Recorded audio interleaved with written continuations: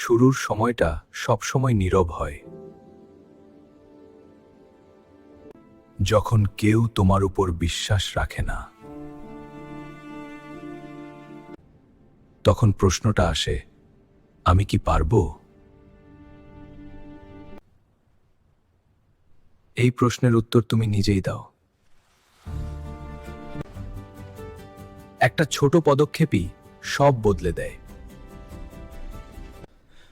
কষ্ট হবে, কিন্তু থামা যাবে না।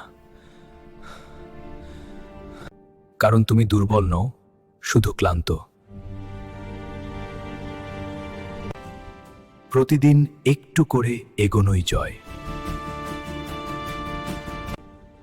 নিজের উপর বিশ্বাস রাখো।